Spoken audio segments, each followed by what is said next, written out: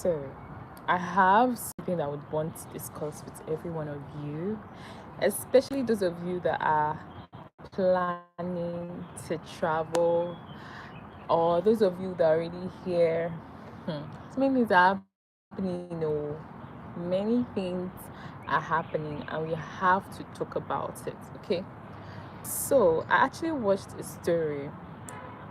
I watched a story about this woman who sent her daughter she sent her daughter to Canada, right?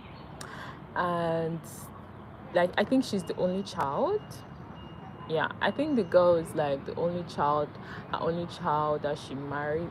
I don't think the woman is married, but she sent her child to Canada, and I think the husband or the guy who pregnanted her literally abandoned her. So she's been the one taking care of this her daughter. She sent her to Canada just for her to receive this call that they found the daughter in the river. Hey, that they found the daughter in the river, like the girl, they found the daughter dead. And it was even funny because she normally used to call the girl, she normally used to call her daughter and be like, oh, they will greet and talk. But this time around, she literally was trying to reach her daughter and she couldn't reach her daughter. She had to reach the roommates. We'll talk about that one, or these roommates, friends. She had to reach her roommates, and the roommate was like, oh, please call the police, let her call the police herself, because the roommate was feeling like if she called the police for her, that they were not going to do anything. So she was telling the mother that so she should call the police for let her call the police herself. And they started doing their investigation, and then they found the girl dead by the river.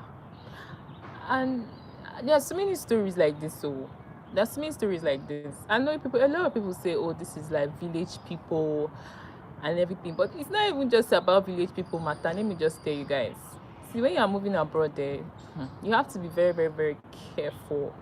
You have to be very, very, very careful. Even the people you are calling your friends, you have to be really prayerful about the people you associate yourself with, because naturally people don't want you to even progress. Naturally people don't want you to even do well in this life. And then you are moving to a country whereby you are far from home.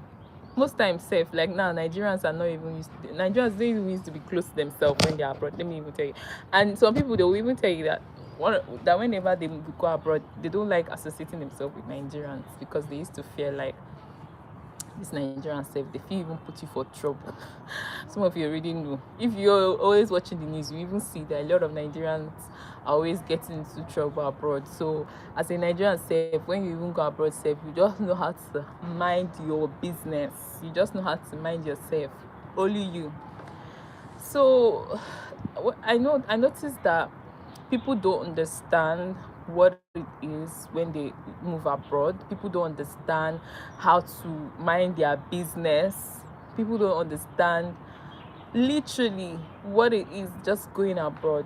And the reason I'm doing this video is that after I watched the story, because I'm going to tell another story, I noticed how a lot of new students, because there are a lot of new students that are now coming to the school, and I noticed how all of them are behaving.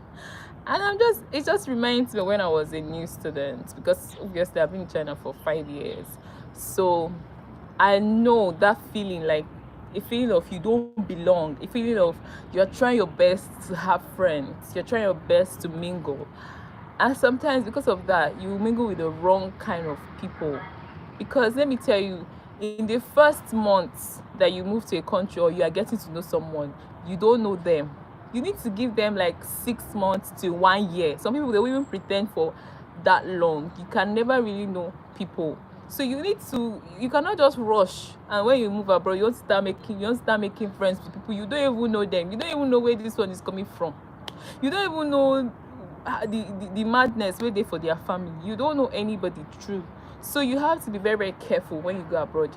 Your association with people, you have to be very, very careful. And another thing I was even thinking about is that people abroad, they don't like you. I mean, I'm not talking about international, so I'm talking about the people abroad.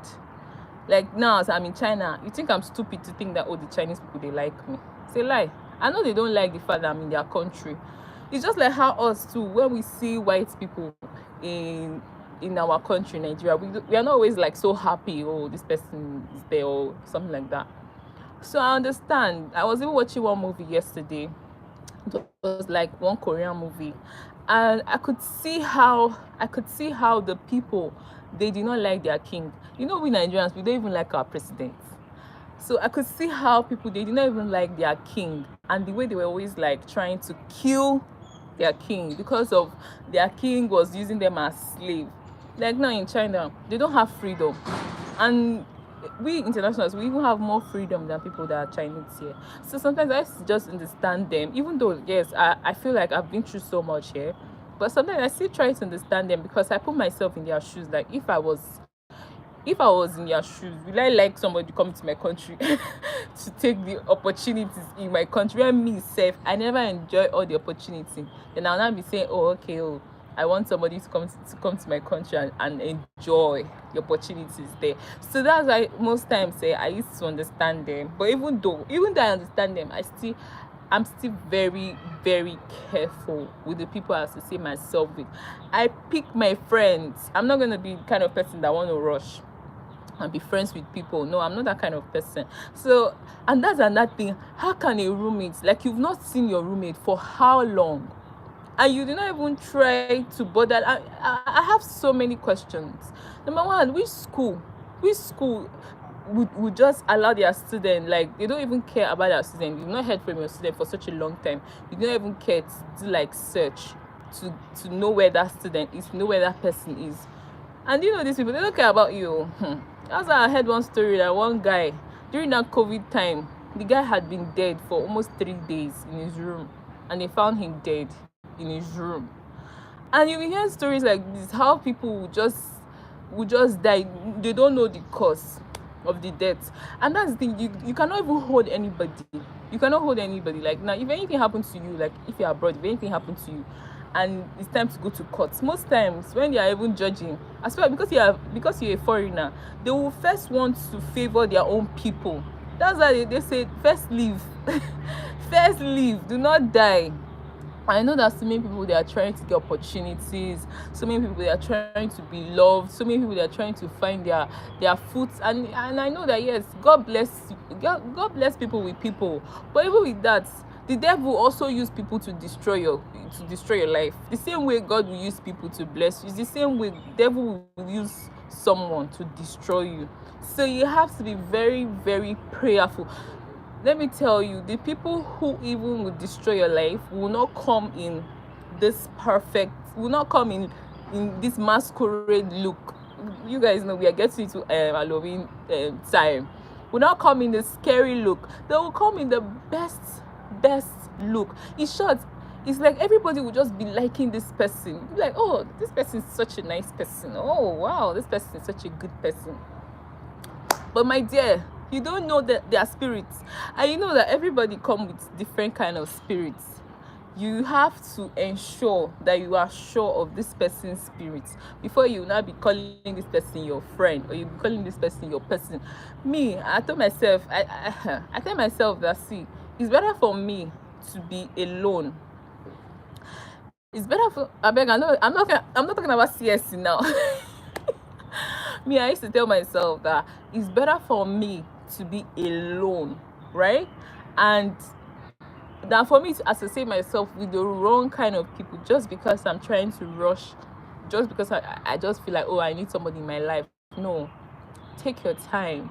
Prayerfully choose your friends. Prayerfully choose your friends. When I watched that video, I literally felt the woman's pain. The woman was crying. And do you know what is even painful about the story? The woman is paying the school fees. Do you know how much school fees in Canada is? I got admission in Canada, and around $15,000. That is the school fees. Even though they gave me scholarship, they gave me partial scholarship, it was still a lot of money. people who are in Canada, some of them are working to pay their fees. Some of them are not on scholarship. So this woman is the one paying the fees. She's the one sending money to her daughter. She's the one doing all these things for her daughter. So for me, it was when I watched the story, I really felt this woman's pain. For a single mother, she's the one literally taking care of this child, catching for this child. And I just feel like I cannot send my child abroad at the age of 16. With what I'm seeing here, you guys have no idea how people are living their life abroad. Some parents, they send their kids abroad and they are thinking that their child is in school, their child is studying. They do not know, they have no idea what their child is doing. If you guys know the kind of things that some of these people do, the clubbing, some of them become addicts, drug addicts, some of them start smoking, some of them, if it's womanized themselves, they will jump inside. Some of them just develop this useless attitude. That's why I can never understand why why some parents, I mean, before you send your child for bachelor's, so because me, I don't, for masters I'll say okay, fine, if you are finished training your child for master's, PhD, let that child go abroad. But for bachelor's, you need to ensure that you know your child very, very well. Like, you can literally vouch for that child when you are sending that child to go and do bachelor's abroad. And if you have the money, please go and check on your child. Go and be checking on your child, or let that child be coming for holiday. Because if it's not because someone like me now, I went to Landmark University where I was properly groomed, I mean spiritually groomed, and even with all my spirituality safe that I got from Landmark, and the fact that even in church I used to be so dedicated in the church, I still struggle. I mean, if it's not the grace of God, I know this kind of, I know the kind of I know the kind of things I have to do to survive living abroad. But there are still some people who feel like, can't you see the people who are abroad? They are not prayerful, they are not spiritual, and they are doing so well. They used to use China as example. They will say, oh, China, you see, they don't even serve God, which is true. They don't serve God. And they will say, oh, see their technology, they are doing well. And I'll be looking at them, don't you know that the devil will not attack you when you are serving him? Hey, God. I mean, the devil will even be using you to destroy more people. The devil will never say, you want to attack you when you're already serving him. But for you, if you're a Christian, a child of God, I mean, that's when the devil will be attacking you. So you have to choose. You want to serve the devil or you want to serve God. That's it. Someone needs to be very careful of friends. I think it's better not to even have a friend than having a bad friend. I mean, I'm telling you, I am telling you, it is better for you to just be on your own prayerfully than for you to have the worst friends. I remember when I came in, because there's only one fellowship in this school, one fellowship, and I came newly. Because of the experience I had in my previous university, I'm very careful even joining churches, joining all this fellowship, because I used to be like, in the fellowship where you only have one church or one fellowship center in the whole of a province. It's just like saying we only have one church in the whole of Abuja or something, or in the whole of, let's say, Gwarimpa, one church. That's how it is in China. Like, there are no churches here. So remember, I'll be telling myself that, see, I have to be careful even as I'm going to all these churches. It's not Nigeria where you see that, oh, there are so many churches that if you enter one church, your spirits don't go. You go to that church. Here, where they don't have church, they don't have church like this. If you just enter one fellowship, I'm telling you, you don't even know that they are just witches and wizards in that fellowship, in that church, trying to even bring you down. You that you are coming to say, I'm looking for God, I'm coming to serve God. I know what happened to me in my previous university. And inside church, inside church. I mean, hey, inside church, if you know what is even happening inside church. So when you go abroad, you need to shine your eyes. You need to shine your eyes. Me, I thank God for the kind of training. It's almost as if no, God knew I was coming here, because the way God really trained me, I don't think if I came here for doing my bachelor's now, I would not be where I am. As in, I won't even survive it. I won't survive it at all. I won't survive it at all. So that's why I used to tell people, see, when you're moving abroad there, be prayerful. Another story that I even recently heard of, this guy who got visa. I mean, you have been praying to God, God, please give me visa. I want to travel abroad and everything. And then you finally got visa. And then you now went to Dibia for them to put you in coffin for how many hours, or was it hours of, or was it days? I mean, when I heard that story, I was like, what is really happening? Literally, you have gotten visa, and it's just for you to go and maybe prepare your things and come, and you're saying, okay, you want to fortify yourself, or whatever you want to do, your spiritual activity that you want to do, so that when you now move abroad you'll be rich, or when you move abroad you'll make it. Because let me tell you guys, it's not even everybody that move abroad that used to make it though. It's not everybody that move abroad that makes it. A lot of people say, oh, let me travel so that I can excel and everything. My dear, it's not everybody.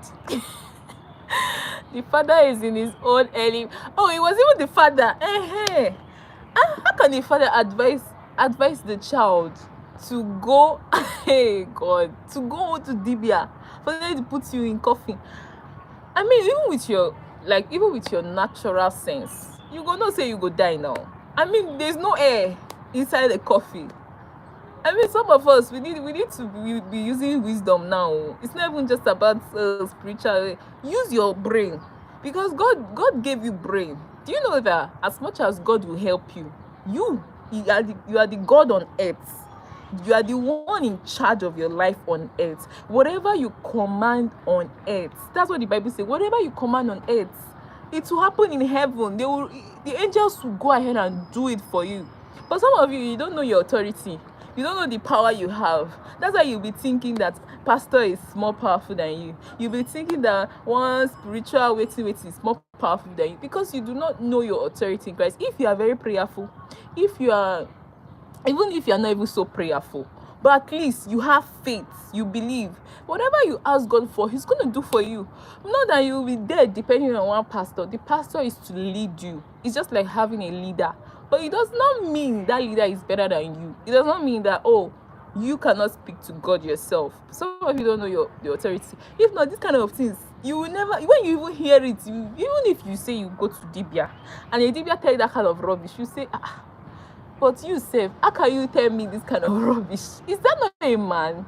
That Babalawo isn't a man. I mean, if truly he can help you get rich, why is he poor? Some of these people, these Babalawo, you guys even go to, they are staying in one tattered house. That's how the devil lied to you, lie to them, say the devil has power.